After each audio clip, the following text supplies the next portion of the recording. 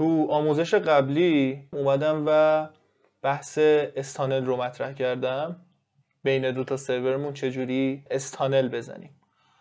اما توی این آموزش میخوام وب ساکت تانلینگ یا دبلیو استانل رو معرفی کنم که یه جورایی شبیه استانله ولی خب راحت تر ران میشه و کانفیگوریشنش راحت تره و خب میتونه به عنوان یک روش دومی استفاده بشه که ما ازش برای ارتباط بین سرور اول و دوممون استفاده کنیم. اون ویدیو درباره استانل بود و این ویدیو درباره وب ساکت تانلینگ یا دبلیو استانل. این دوتا روش خیلی مناسبن که بین دوتا سرورتون بتونید تانل بزنید. بریم که این آموزش داشته باشیم.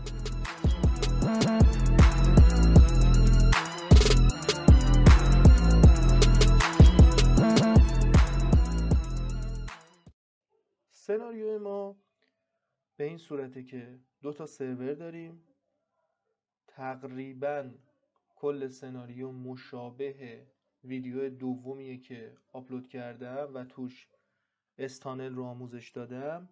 اینجا دو تا سرور داریم مثل استانل، مثل ویدیو استانل، که یه سرور ایرانه و یه سرور خارج. تفاوت این پروتکل یعنی دبلیو استانل و استانل چند تا مورده. یکی از این موارد اینه که خب الان استانل یعنی توی امروز که فکر کنم 17 یا 18 شهریور 1402 باشه، استانل دیگه خوب کار نمیکنه، کلی اختلال روشه، ولی در عوض دبلیو استانل داره خوب کار میکنه.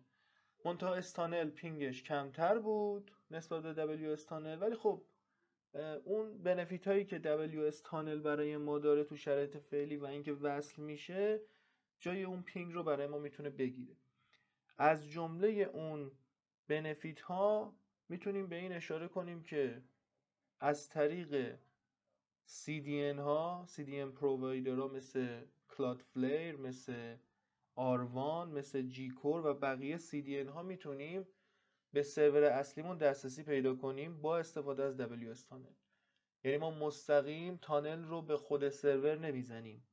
همونجور که تو عکس میبینید ما از طریق سرور ایرانمون میایم یه دبلیو استانل میزنیم به حالا کلادفلیر یا آروان که توی این آموزش قراره آروان رو آموزش بدم تو این ویدیو، و آروان این رو برای ما میفرسته به سرور اصلیمون.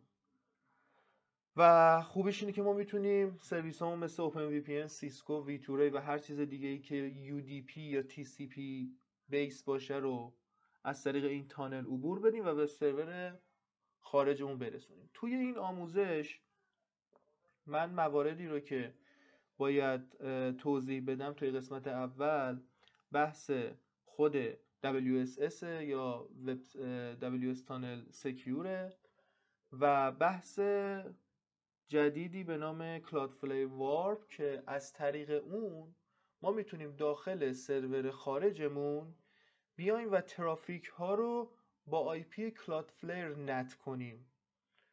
یعنی وقتی حالا خیلی ساده تر بگم، اگه دوستانی که نمیدونن مفهوم نت چیه، در واقع بخوام خیلی ساده بگم IP سرور ما رو میذاره و IP کلادفلیر رو به جای IP سرور ما قرار میده و ترافیک ها رو از طریق اون به اینترنت معرفی میکنه و در نتیجه شما وقتی دارید از سرویس اوپن وی پی انتون، ویتوریتون یا سیسکوتون دارید استفاده میکنید، هیچ وقت IP سرور اصلیتون رو نمیبینید و همیشه داره با یک IP رندوم از کلادفلیر با اون سرویس وارپی که داره نشون داده میشه به حالا سایت هایی که میرید و جاهایی که حالا استفاده میکنید.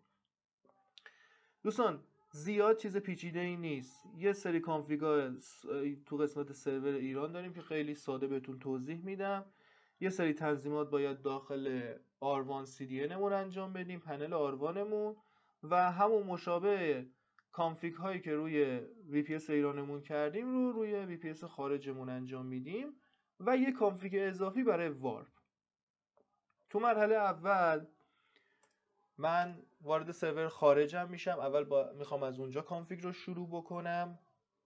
منتها نکته ای که اینجا هست اینه که حتما ویدیوی قسمت اول رو که توش ویتوری رو کانفیگ کردم رو ببینید، چون من توی اون قسمت، توی اون ویدیو اومدم بحث پیکربندی سرور لینوکسی رو توضیح دادم و توی این ویدیو دیگه توضیح نمیدم و صرفا میایم WStunnel رو کانفیگ میکنیم. برای همین، برای اینکه بتونید سرور رو خوب پیکربندی کنید، اول برید قسمت اول این دوره که گذاشتم رو، حالا سلسله مراتب، تو هر ویدیو دارم یک پروتکل و یک روش رو توضیح میدم. برید برای پیکربندی قسمت اول رو نگاه کنید. بعد از اینکه سرور لینوکسیتون رو پیکربندی کردید، بیایید سراغ WStunnel. خب من توی سرور خارجم دستورات رو اومدم نوشتم و توی فایل نوتپد که اینو واسهتون قرار میدم. اول خب طبق معمول ببینیم که سرورمون آپدیت یا چیزی برای آپگرید داره یا نه. با این دستور من اینو کپی پیست میکنم. خب سرور من لیتست آپدیت و تمام پکیجش هم آپگرید شده. تو مرحله بعدی میایم پروژه WStunnel رو که توسط یه فردی این توسعه داده شده رو میایم دانلود میکنیم این پروژه رو و نصب میکنیم. حالا برای اینکه بدونید از کجا برید آخرین ورژن رو بگیرید، آخرین ورژنی که تا 6 ماه گذشته اومده همین ورژن 5، ولی پیشنهاد میکنم که هر زمان خواستید این رو نصب بکنید برید داخل گیت هاب و سرچ کنید WStunnel. یک اونری ریپوزیتوری براتون میاد به نام ایربه، یه همچین فردی یه پروژه‌ای رو دیولوب کرده به نام WStunnel. یه سری سویچ ها هم داره تو کامند لاینش که اینا رو در ادامه توضیح میدم. فقط برای اینکه بخواید آخرین ورژن رو دانلود کنید، از سمت راست قسمت ریلیز ها روی لیتست کلیک کنید که میبینید ورژن 5 و این پکیجی که برای لینوکس رو کپی میکنیم لینکشو. من اومدم اینجا قرار دادم، حالا ما یه بار دیگه اینجا پیست میکنم همون لینک. من اینو میام با استفاده از دستور wget روی سرورم دانلود میکنم. خب دانلود تموم شد. با دستور بعدی میام و پرمیشنش رو تغییر میدم به اکزیکیوتیبل، یه فایل اجرایی بشه و میام مووش میکنم توی دایرکتوری bin/WStunnel این پروژه رو. در واقع موقع موو اگه دقت کنید نیم اگزیستش این بود و نیمی که بعد از موو تغییر کرده به WStunnel تغییر پیدا کرد. خب حالا باید بریم سیستم دی سرویسش رو بسازیم که این سرویس اجرا بشه و لیسن کنه، همونجوری که توی این فایل میتونید ببینید. من اومدم داخل این، البته اینا رو توی ویدیوهای قبلی توضیح دادم، ویدیوها رو کامل نگاه کنید، نحوه ساخت سیستم دی اینا رو کامل توضیح دادم. اگرم زیاد تمایلی نداری صرفا همین کپی پیست ها رو انجام بدید و این دستورات رو بزنید همه چی اوکی. سعی کردم تمام دستورات داخل این ویدیو باشه. اومدم یه فایل سرویس سیستم دی ساختم. مهمترین قسمتش که ما با سمون اهمیت داره، همه اینا حالا یکسانه زیاد اهمیتی نداره تو اینجا. این بخش WStunnel با سویچ داش داش سرور و WSS. ما در واقع میخوایم از یک SSL استفاده کنیم برای کانکشن بین سرور هامون. اگر WS بزنید هیچ سکیوری بین این تانل نیست، فقط یه تانلی واسهتون استبلیش میکنه و شما میتونید از اون تانل استفاده کنید. ولی وقتی WSS بزنید از SSL میاد استفاده میکنه. میتونیم در آینده بیایم پرایوت کی و سرتیفیکت خودمون رو، سرتیفیکت ولید خودمون رو بدیم. ولی برای آروان به خاطر اینکه از مبدأ تا مقصد که میخواد برسونه خودش با یک سرتیفیکیتی میاد این رو سکیور میکنه، ما اگه بیایم اینجا یک SSL خاصی رو بدیم این کانکشن برای ما استبلیش نمیشه و اصطلاحاً ارور هندشیک میده.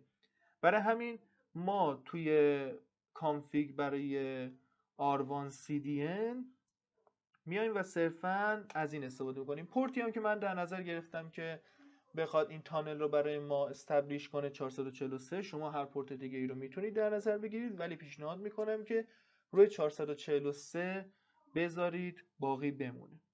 من میام با این دستور فایل سرویسم رو ایجاد میکنم و بعد این محتویات رو داخلش پیست میکنم.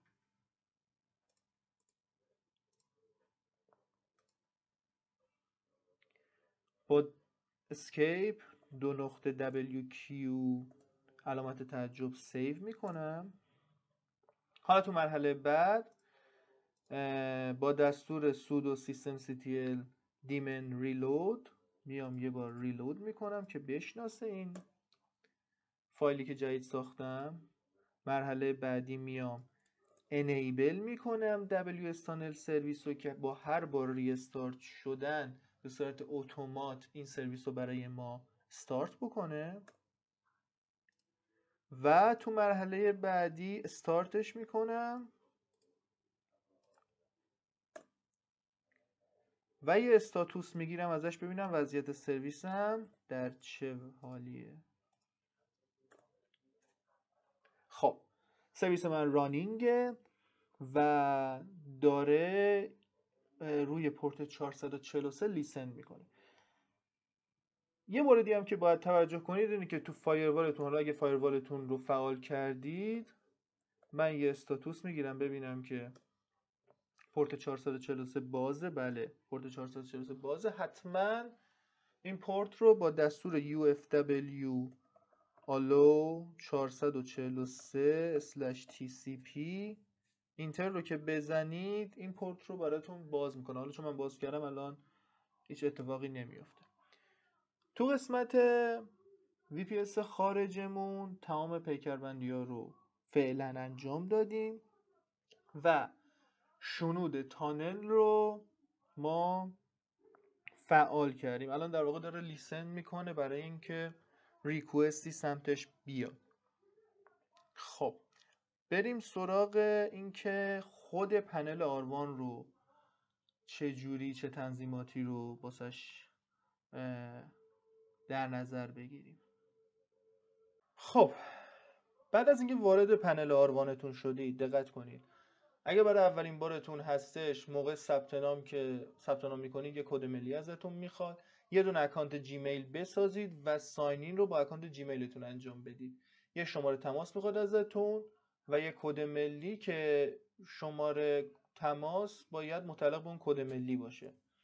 بعد از اینکه وارد میشید ازتون یه دامین میخواد. حالا تو قسمت CDN که کلیک میکنید ازتون میخواد که یه دامینی رو بهش بدید. پیشنهاد میکنم که یه دامین داتایار مثلا بگیرید با هزینه‌تون کمتر باشه. با 40 تومن میتونید یه دامین داتایار بگیرید، ادش بکنید داخل بخش CDN. من روی CDN کلیک میکنم، اینجا یه دونه دامنه دارم، اینجا ادش بکنید. بعد برید DNS هاتون رو کانفیگ بکنید، یعنی DNS سرورایی که نیم سرورایی که آروان بهتون میده رو داخل پنل دامینتون بزنید که این دامین بیاد داخل سرورهای ابراروان و نیم سروراش رو اینجا بشینه. بعد از اینکه این اتفاق افتاد و گزینه فعال براتون اومد بیاید تو قسمت روی دامین کلیک کنید، تو قسمت شبکه توزیع محتوا کلیک کنید و وارد تنظیمات HTTPS بشید. تو اینجا این قسمت براتون یه گزینه میاد که میگی درخواست ارائه گواهینامه است. یه CA بهتون میده که 45 دقیقه طول میکشه تا این CA رو بهتون بده. حالا من نمیدونم واقعا چی کار داره میکنه. کل CA هم میره از Let's Encrypt میگیره. شما خودتون بخواید برید از Let's Encrypt بگیرید نهایتا مثلا 5 دقیقه طول بکشه دیگه خیلی باشه. ولی تو آروان خیلی طول میکشه و چون پلن فری دارید نمیتونید گواهینامه شخصیتون رو، اون سرتیفیکیت شخصیتون رو آپلود بکنید. ما هم نیازی نداریم.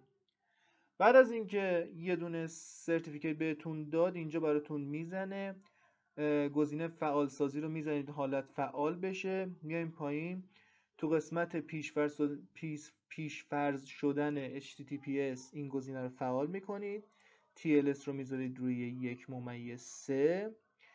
به هیچ وجه HSTS رو فعال نکنید، بازنویسی رو فعال نکنید چون کانکشنتون برقرار نمیشه. میایید پایین تر، این قسمت هم ارتباط پیشفرض رو روی HTTPS بذارید. کل تنظیماتی که باید انجام میدادید همین بود تو این قسمت. حالا میایم وارد بخش دامنه ها میشیم و میایم وارد رکوردر DNS مون میشیم. تو این قسمت 3 تا رکورد باید بسازیم.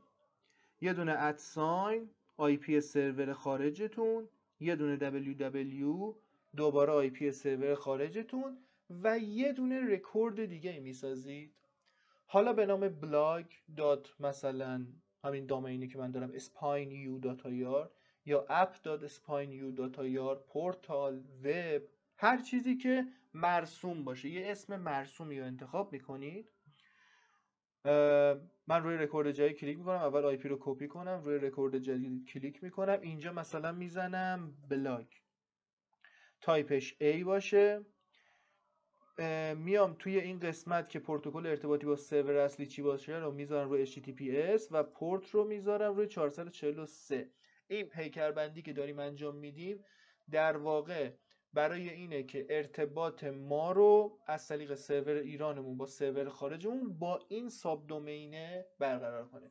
یعنی در واقع ما ساب دومین blog.spineu.ir رو که میزنیم کانکشن برقرار میشه از سرور ایران ما به سرور خارج. برای همین برای پیکربندی من اینجا باید IP رو وارد کنم، IP رو هم وارد میکنم و روی ذخیره میزنم. کار ما تو آروان تموم شده. فقط چند موردی که باید چک بکنید اینه که پیکربندی قسمت HTTPS رو انجام بدید. البته اینا زمانی اتفاق میفته که دامنتون فعال شده باشه، پس نیم سرور رو چک بکنید، نیم سرور رو ست شده باشه حتما روی آروان. بعد از اینکه دامینتون فعال شد قسمت HTTPS رو برید کانفیگ بکنید، بعد بیاید رکوردر رو بسازید و بعد دیگه تمام. ما دیگه توی آروان کاری نداریم. الان باید بریم قسمت سرور ایرانمون رو کانفیگ بکنیم. خب من وارد سرور ایرانمون میشم. اول چک میکنم ببینم که دستوری مونده. خب ما رسیدیم دقیقاً به پایان دستور تو سرور خارجمون، پیکربندی سرور خارجمون. توی پیکربندی سرور ایرانمون تا قسمت ساخت، البته همش مشترکه، فقط تنها چیزی که فرق میکنه و متفاوته این بخش ساخت سرویسمونه که اون قسمتی که قرار اکزیکیوت بشه رو ما باید تغییرش بدیم و یه همچین دستوری رو بذاریم. حالا بیایم از اول شروع بکنیم. خب من آپدیت کردم روی سرور ایرانم، اومدم این رو کپی کردم، مودش رو پرمیشنش رو اکزیکیوت کردم، دقیقا همون کاری که روی سرور خارجم بود اینجا انجام دادم. اومدم سرویس رو بسازم، میام اینو کپی میکنم، وارد سرور ایرانم میشم و اینجا پیست میکنم. حالا برای اینکه این یه تفاوتی بکنه من مثلا اسم سرویس رو اینجا یه تغییر میدم، مثلا میزنم خارج 1 مثلا، چون ممکنه شما داخل سرور ایرانتون بخواید چند تا WSTunnel به سرورهای مختلف بزنید. برای همین من میام اینجا و یه اسمی بهش میدم که این رو با بقیه سرویس ها تفکیک کنم. اومدم گذاشتم WSTunnel-خارج 1 و اینتر رو میزنم. میام و این محتویات رو اینجا کپی و پیست میکنم. خب این سویچ -L و این مواردی که اینجا نوشته چیه؟ بریم یه سر به خود پروژه بزنیم همینجا که الان هستیم. من یه سری توضیحات بدم. یک سری سویچ ها وجود داره برای استفاده از WSTunnelمون که خیلی سویچ ها جالبیه. مثلا با سویچ -L مشخص میکنیم که پورتی که ورودی اومد به سرور ما، دقت کنید مثلا مثل این یه نمونه که اینجا هستش میگه صرف یعنی از هر آی پی که اومد، از هر اینترفیسی اومد با این پورت. خب و درخواستش روی لوکال هاست، رو لوکال هاست ما که همین سروری که فعلی ایران ما مثلا هستش میشه لوکال هاست ما، هرچی بود بیا پورتش رو تغییر بده مثلا به یه پورت دیگه که ما اینجا لازم نداریم. ما میگیم همون 8080 رو خب دریافت کن و با همون 8080 بفرستش به این آدرس با 440. حالا ما باید اینجا چه آدرسی رو بنویسیم؟ ما دقیقا همون blog.spineu.ir رو می نویسیم. یعنی در واقع دارم میگم ریموت پورتی که اومده به سمت سرور رو با لوکال پورتت بایند کن، یعنی یکی بکن و از داخل تانل ارسال بکن. با دش ال دیگه میتونیم پورت دیگه ای رو هم بگیم. اگر مثلا 2 تا یا 3 تا یا 4 تا پورت از اومد به سمت سرور ایران ما، اینجا دقت کنید. خب اوپن وی پی ان مثلا پورتش 8444، سیسکو 445، ویتوری مثلا 8080. من 3 تا پورت دارم، پس باید بیام اینجا و دقیقاً 3 تا دش ال بسازم. 1 2، حالا سومی مهم نیست، فقط برای مثال دارم میگم، بسازم و بگم این پورت هایی که یوزر من از داخل اینترنتش ارسال کرد به سمت سرور ایرانم، هر 3 تای اینو از طریق WSS، از طریق وب ساکت WS تانل سکیور بفرست روی این آدرس به سرور مقصد. خب تا اینجا فکر کنم واضحه همه چی. پس ما سرویس های مختلفی رو میتونیم ارسال بکنیم. حالا چه سویچ های دیگه ای داره؟ مثلا دش دی داره برای اینکه شما احیانا ساکس پراکسی ران کردید و با داینامیک پورت های مختلف میخواد ارسال بکنه. دش یو داره که میتونید ترافیک های یو دی پی رو در داخل تی سی پی ارسال کنید. خیلی جوابگوه مثلا برای استفاده از وایرگارد و بقیه مثلا اوپن وی پی ان یو دی پی، ولی تا الان که مثلا من تست کردم روی یو دی پی خیلی اختلاله. پیشنهاد میکنم که کلا ازش استفاده نکنید و صرفا از تی سی پی استفاده کنید، مگر تو پروژه خاصی که بخواید استفاده کنید. از ایران به خارج مثلا محدودیت خیلی زیاده. حالا داخل اگه خواستید مثلا استفاده بکنید یا تانلی بزنید اون موقع جوابه. و پورت های دیگه که ما یه خورده که جلوتر بریم، حالا اینا رو خودتون میتونید بخونید و طبق نیازتون استفاده بکنید.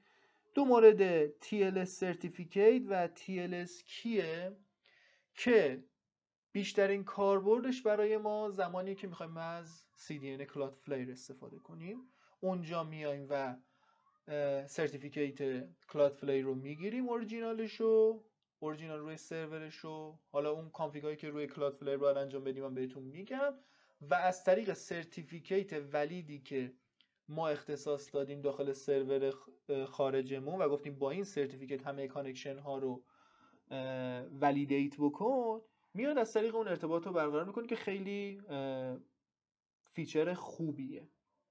اومده یه سری مثال ها هم اینجا زده که حالا من تو توضیحات مواردی که لازمه رو بهتون میگم. خب ما اومدیم این رو ساختیم. من فقط اینجا یادم رفت آدرس رو اینجا هم تغییر بدم. آدرس رو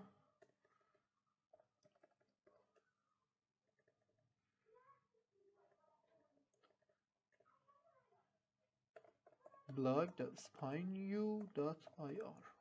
خب سیو میکنم. فقط یه نکته، الان من اگه سرویس اجرا بکنم تو بک‌گراند سرویس اجرا میشه. برای اینکه ببینیم این سرویس تو یعنی زمانی که اجرا میشه چه اتفاقی میفته، من میام دوباره اینو باز میکنم، این خط رو کپی میکنم. هنوز سرویس من اجرا نشده.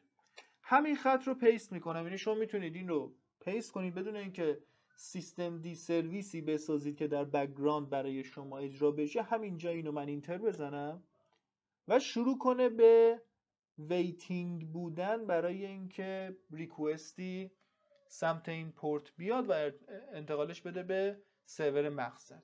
خب من میام یه چک میکنم با گوشیم، قبلا ویتوره پیکربندی کردم روی این سرور. الان ریکوست رو بزنیم ببینیم چیزی میاد یا نه. خب بله، دقت میکنید میگه یه درخواستی با پورت 8080 اومده، من اینو فرستادم سمت blog.spanyou.ir و با این پورت رفته. حالا چه اروری داده به ما؟ خب اینا به خاطر همون مسئله آروان این ارورایی که میاد. من یه تست میکنم، بله سرعتش هم بد نیست، روی اینترنت همراه اول خوبه. اینجا سرعت دقیق نمیتونم بهتون نشون بدم، رو گوشیه. ولی این ارورایی که دارید میگیرید به خاطر آی پی سرور منه. یه خورده آی پی سرور خارج من مشکل داره برای ارتباط. در عوض مثلا همین آی پی برای کلادفلر خیلی مناسب تره. حالا من میام یه سایتی رو باز میکنم، ببینم چجوری برای ما میاره. کلا این مورد ارور شد. خب نه، خوب داره اینستاگرام بالا میاره برای ما. اوکیه. این آی پی خیلی مهمه دیگه، آی پی تون آی پی تمیزی باشه اون سمت، خیلی مهمه که بیاد. این ارورایی که دارید میبینید اختلال هاییه که طبیعی هست. اون بقیه کلوز تانل که داره میاد در واقع اونا ارتباط اصلیه که وصل میشه. خب من فقط خواستم اینو اینجا شما ببینید که اگر سرویس رو ران نکنید این اتفاقات تو بک‌گراند داره میفته. و من اینو الان کنسل میکنم و تانل بسته شد. الان من اینو اسکیپ زدم، تانل کلا بسته شد. من میخوام برم سرویس رو ران بکنم. برای ران کردنش سیستم ctl start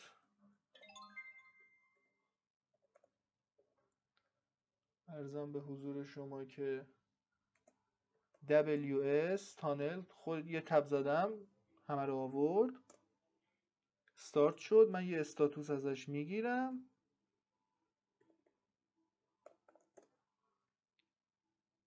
خب میبینیم که تو استاتوس داره نشون میده رانینگه و همه چی اوکیه.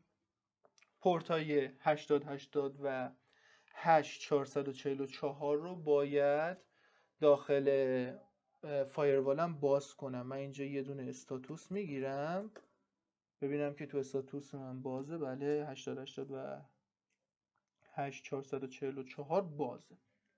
خب کانفیگ سمت سرور ایرانمونم اوکی شد. فقط مونده کدوم مورد؟ فقط مونده مورد وارپ.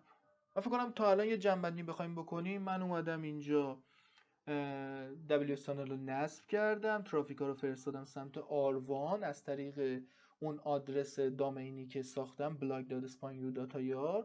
آروان هم خب قاعدتا این رو میفرسته سمت سرور خارج من و تو سرور خارج منم سرویس ها اونجا رانه، یعنی OpenVPN، سیسکو و ویتوری اونجا رانه و این از طریق پورت 443 که تانل برقراره ترافیک ها رو میرسونه به دست سرویس ها. حالا میخوایم چیکار کنیم؟ ما الان کل ترافیکی که میاد تو سرور خارجمون با همون آی پی VPS خارجم نت میشه و نمایش داده میشه. من میخوام همچین اتفاقی نیفته. میخوام این آی پیم رو هیدن بکنم در اصطلاحم و از یک پراکسی چیزی استفاده کنم بگم که بیاد و از طریق اون نت این کار انجام بده. یه اسکریپتی هست. حالا من این جا رو ببندم، این سرور ایرانمون رو دیگه نیاز نداریم. VPN مون رو بزنیم که وصلیم سرور خارجمون.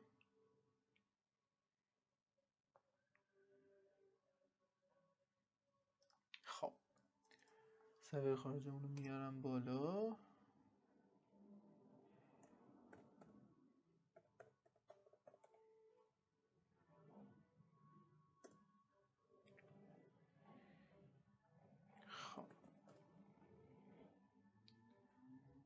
خب یه اسکریپتی هست، من میام داخل سایت گیت هاب، بالا سرچ میکنم، تو قسمت سرچش سرچ میکنم به نام وارپ. یه شخص چینیه به اسم یوگ، یه همچین اسمی، یوگ که حالا نسبت به بقیه من تست نکردم، ولی دوستانی که تست کردن گفتن مثلا این ساده تره. بک‌گراند چی کار میکنه براتون؟ حالا تو توضیحاتش چینی نوشته، ولی اون چیزی که من خودم نصب کردم تو سرور دیدم، میاد یه دونه وایرگارد پراکسی براتون انیبل میکنه، یه اینترفیس وایرگارد میسازه، وصل میشه به یک سروری که احتمالاً این فرد اونجا رفته لایسنس وارپ پریمیومو گرفته. تمام کسایی که از طریق این اسکریپت وصل میشن به سرورش رو نت میکنه با آی پی کلادفلای بیرون. یه لیست از آی پی ها رو هم گذاشته که وقتی شما این اسکریپت رو، من اینجا کپی کنم، بیام اینجا بیشتر بهتون توضیح بدم، پیست میکنم و اینتر میزنم. خب یه سری موارد رو برای من آورده، حالا چینی نوشته، ما صرفا فقط گزینه اول رو نیاز داریم، VGCF وارپ رو نیاز داریم، بقیه مواردش رو من تست نکردم، فقط اون گایدی که خوندم که به درد ما میخوره فقط همین بوده. حالا خودتون میتونید برید تست کنین. اومده مشخصات سرور رو اینجا نوشته، بحث آی پی که بهم میتونه بده، آی پی کلادفلایری که بهم میتونه بده رو اینجا زده، و بحث آی پی ورژن 6 من رو اینجا گذاشته. ارزم به حضور، خب من احتمالاً اینو یه بار قبلا کانفیگ کرده بودم، برای این آی پی خودمو نیارم. اینجا آی پی خودتون رو میاره. حالا واسه من آی پی کلادفلیر رو آورده، احتمالاً از نت قبلی مونده. و یه سری اطلاعات اینجا نوشته، ما رو گزینه یک کلیک میکنیم، اینتر میزنیم. اینجا میگه که میخوای آی پی V4 فقط باشه یا V6 فقط نت بشه یا هر جفتشون. من زیاد تست آنچنانی نسبت به IP V6 داخل ایران نداشتم، یعنی اینکه IP V6 بخواد با IP V6 نت بشه اختلالات زیاده. حالا بازم تست بکنید، ولی با IP V4 همه چی اوکیه. من صرفا V4 رو زدم. میان اینجا و یه سری پیکربندی انجام میده. نگاه کن اینجا اومده یک کانفیگ وایرگارد ساخته و اون کانفیگ خودتون میتونید ببینید. با همین کانفیگ حتی شاید میتونید وصل بشید مثلا به اون کانکشنه. در کل بعد میاد یه آی پی بهتون اختصاص میده، یه سری ادرس لیست ها میسازه، سابنت های کل کلادفلای رو هر از گاهی اسکن میکنه.